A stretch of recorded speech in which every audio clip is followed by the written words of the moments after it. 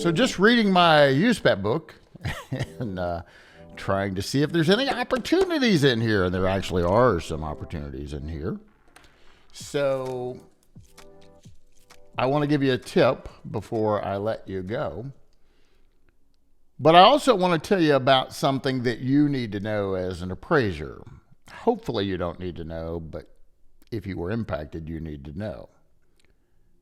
And what's happening over at the Appraisal Foundation. So we're going to talk about a data breach at the Appraisal Subcommittee, the ASC, which is a governmental agency.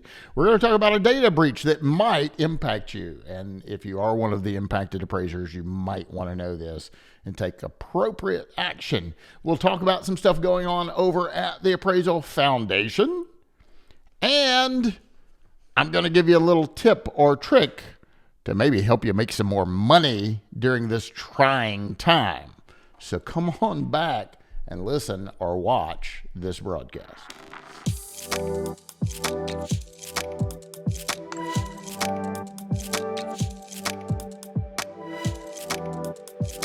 Hi, this is Brian Reynolds. You're listening to the Appraisal Update Podcast, brought to you as always by the great folks over at Appraiser eLearning. You need some education, please check us out at appraisereLearning.com. You'll be glad you did. You might learn a little something and have some fun while you're at it. So check us out at appraisereLearning.com. I'm glad you're here. I hope you're doing well. I hope you're hanging on. I hope you're making some money. I know it's a trying time, and we talk about this a lot. We're all in the same boat together. I mean, this has impacted my business just like it has you.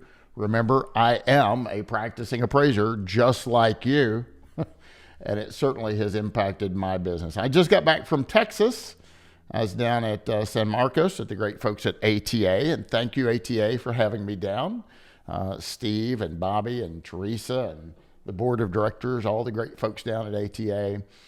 They're doing something right. They have a thriving membership, and I'm always honored that they asked me to come down and participate. It really is a great group. Taught an FHA class, and we're revising. We're going to have a new FHA class available with Appraiser eLearning very, very soon.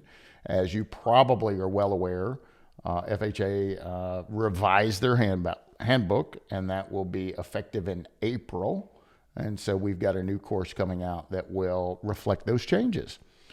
We also have a course called Diversifying Your Practice Inside and Out, and I taught that there and had a great attendance, great turnout, and talked about different ways to diversify your practice to make money. You know, the interesting thing is I took a live survey while I was there, and I asked the question, hey, appraisers, I want you to raise your hand, raise it high so I can see you, if you're an appraiser that appraises houses for the secondary market for a purchase or refinance. If you appraise for purchases or refinances, raise your hand.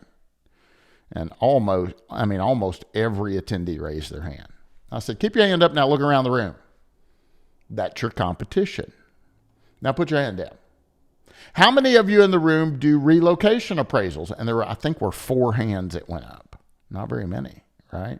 How many of you want a really nasty litigation case? I mean, the other side has an attorney from Chicago, you probably know who that is, and from DC, and they're coming after you. I mean, cross-examination is going to be really tough. Who wants that case? Very few hands went up, right? So that course talks about how to diversify your practice, both wearing your appraiser hat and also taking your appraiser hat off. We have that on a virtual offering at Appraiser eLearning. Check that out for an upcoming course. And we're going to start the road show off with that course on May the 1st in Nashville. So if you want to attend live and in person, you will have the opportunity to visit us in Nashville, Tennessee, as we host that course. And I think we're going to try a hybrid. Ooh, that's a bad word for appraisers, but it's going to be a hybrid offering. We're going to offer a live course offering, so we hope to see you live, but we're also going to stream that and offer that virtual as well. So that'll be the first one of those we do or have tried in a long, long time. So we're really excited about that, and look for news in your email box coming real soon, or check us out over at appraisereLearning.com. So I told you there was a data breach, and there was. I got an email from a listener and a gentleman. I met he and his daughter, and his helper at Val Expo a couple of years ago. And then they attended the Appraisal Summit. And so glad to see them there. But he sent me a text message. Oh, and I'm not going to be able to find it. Why not? I am going to be able to find it. See, I'm not as bad as Claire makes me out to be. Anyway, I'm not going to say his name, but he texted me and he said, hey, I received a letter from the appraisal subcommittee saying they had a data breach and I need to sign up to protect my data. I called the number. He said, spoke to someone, but still a little unsure. Have you heard anything about this? And at the time, I had not. This was on January 25th.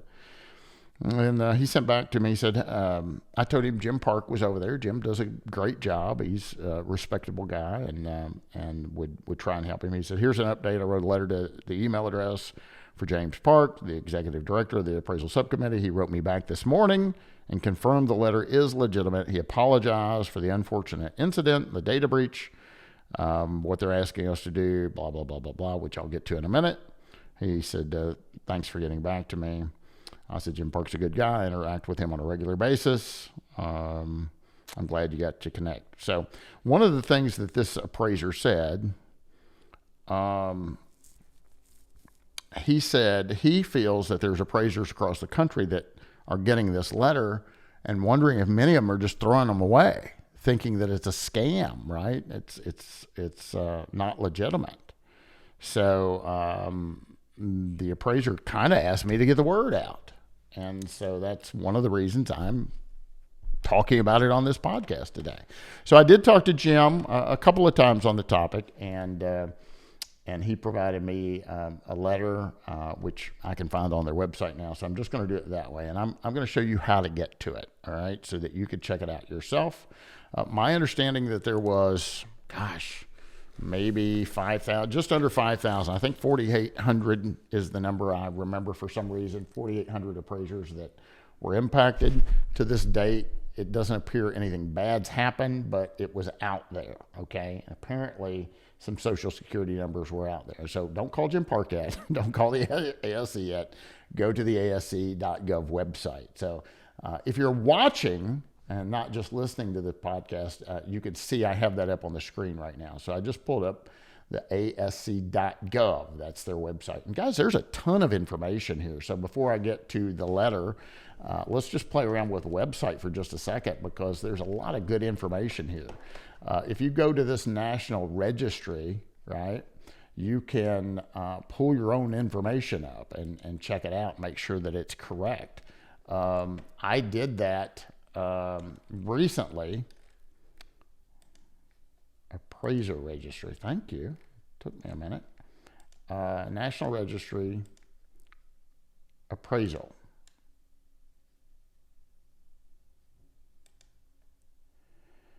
There. Gotta love the internet, right? And so we'll just type me in because I'm not scared. Brian Reynolds, and we'll see what comes up, right? And don't ask me why I put my name capital. I didn't mean to. So here's one in Colorado. That's not me. But this is me. I used to live in Illinois many, many years ago, and I was a license level appraiser. You see that's obviously inactive. I'm no longer a license level. I do have a Tennessee license. I'm a certified general, so that all looks good. And I have a Kentucky certified general license. Both are active, so that all looks good. And then you see here, I was a certified residential, and my license number was 966. That was in the Commonwealth of Kentucky, and that's inactive. Kentucky, for some reason, I don't know why they did this. I wish they wouldn't have. But when I went from certified residential to certified general, they issued me a new license number, right? So now you can see in Kentucky, my license number is 4215, where it was 966. So that's information about me. They got a lot of old stuff there regarding my Illinois licensure.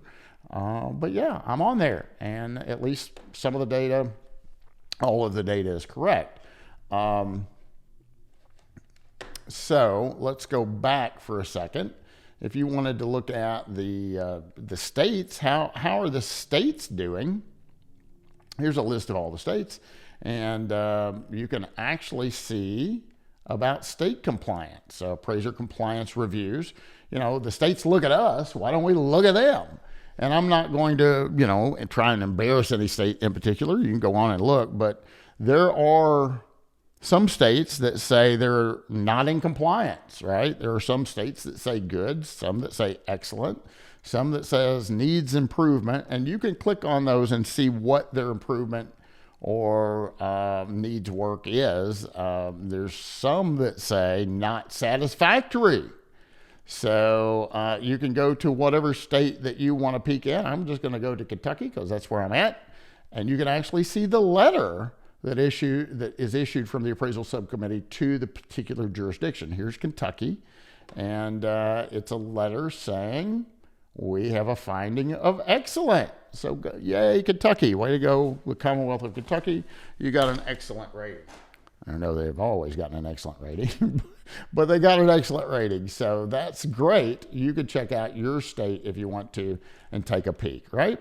And so let's get to what I really wanted to show you, which is the data breach. So I'm going to go back to this home page. And if you go down to the very bottom, you scroll down, you get some kind of news and events, right? Here's their quarterly meeting update. Here is a hearing that recently occurred on January 24th with regard to appraisal bias. And then here is the ASC notice of data breach. So I want to just draw your attention to that.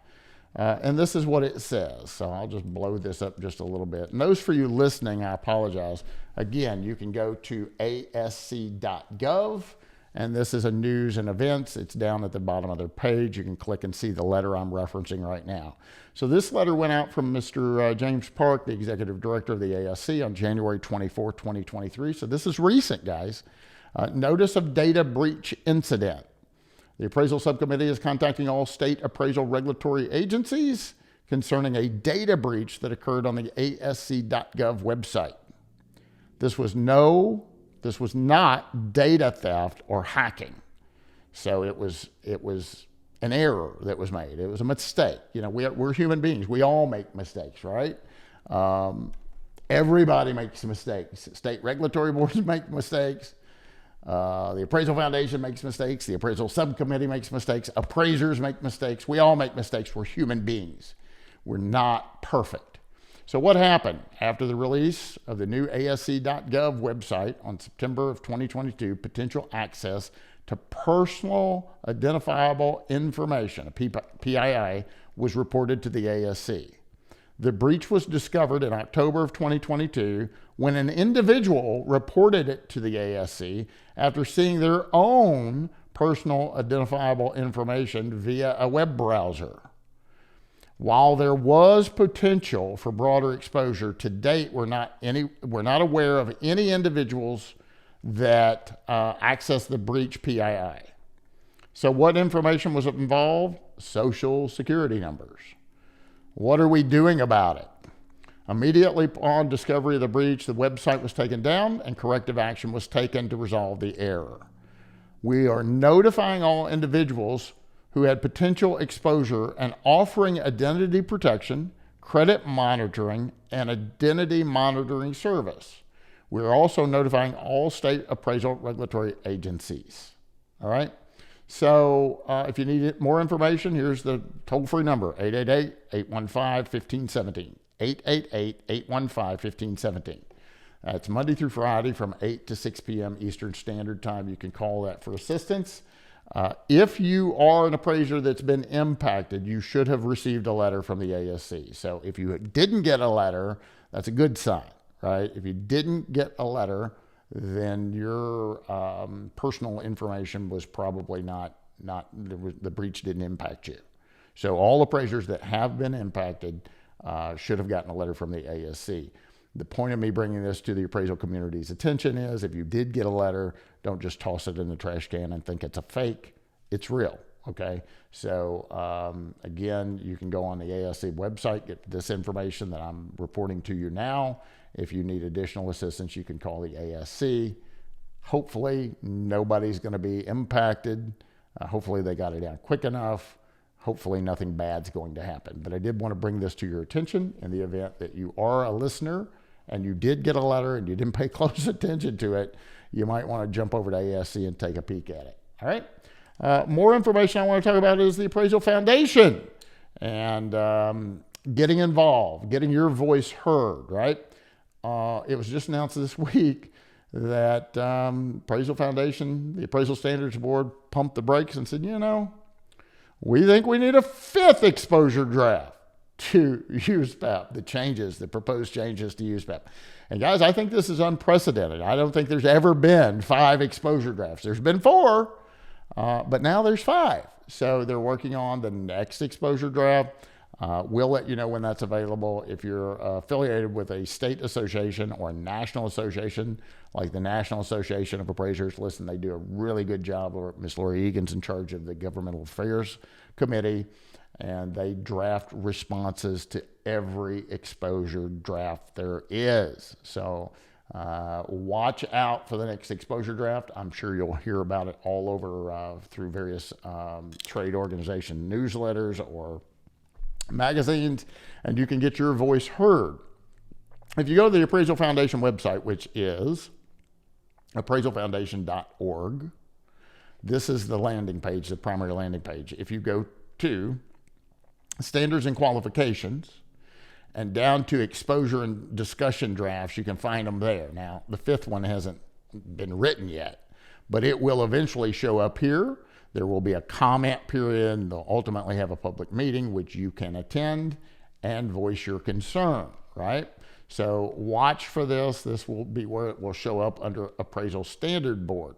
To that note, the AQB, right? ASB stands for Appraisal Standards Board. They write our standards. AQB is the board with the Appraisal Foundation that is writing our qualification criteria, right?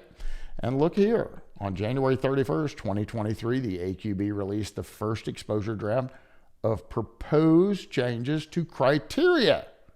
So they are proposing changes as to what the criteria is to be an appraiser. What are they? Are they good? Do you support them? Are they horrible? Do you hate them? Well, here's your opportunity to click on this button right here and look and read what the proposed changes are for yourself. And then right down here, it says you have a comment period until March 13th. So you can click right on this Survey Monkey and type your comments, your suggestions, your concerns. And guys, let me make something perfectly clear to you. The Appraisal Foundation, the boards within the Appraisal Foundation, take your comments to heart. They take your comments very seriously. Now, if you just write a comment and say that's dumb, I mean, that's not helpful. You need to articulate why you think that's dumb. And don't just voice an opinion about something being dumb. At the same time, make a recommendation of what they should do or shouldn't do. Hey guys, did you think about the domino effect? Did you think about if you make that change, this and this and this could occur? And they might come back and say, oh my goodness, we didn't think of that. And so we need to change the potential change. And that's how you get a second exposure draft or a third exposure draft or a fourth exposure draft or now a fifth exposure draft. So jump on over to the Appraisal Foundation website, take a look at the proposed changes, voice your opinion whether or not you like the proposed changes or not. Now, how can you make more money? How can you get more business? Let's talk about it. I just had a referral fee, someone wanting to buy a property in Nashville. I'm a licensed real estate agent in Kentucky. I do not have that in Tennessee. But guess what I do have? I have the ability to refer that over to a licensed agent who will pay me a referral fee. So I made a phone call, made $4,000. I wish I could do that all day, every day, don't you? Can you pay or can you receive a referral fee for referring an appraisal job to someone? Is that ethical or is that unethical? Well, anytime you have an appraisal related question, go to the authoritative source. Right now we're talking about ethics within USPAP. Is it okay to do that? Is it not okay to do that? If you're talking about Fannie Mae, go to fanniemae.com. If you're talking about Freddie Mac, go to the Freddie Mac website. If you're talking about FHA, go to HUD.gov. Normally, you can find the answer to most questions directly from the authoritative source. And I encourage you to do that, right? So I want to direct your attention over here real quick. I have a digital copy of USPAP handy right here. You can see this is USPAP, and obviously it's been extended through the end of 2023. Is it going to be extended even more? Or are they going to get this fifth exposure draft done before January of 2024 and rewritten and educated and the new books? But I don't know. We're in some interesting times. Maybe this will be a 5-year document instead of a 4-year document. I don't know. We'll find out. But what I want you to do is to look right here under the management section. It says, an appraiser must disclose that he or she paid a fee or commission or gave a thing of value in connection with the procurement of an assignment. It doesn't say you can't do it. It says you have to disclose.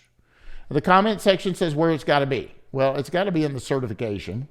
It does say if you have a transmittal letter, any transmittal letter in which conclusions are stated.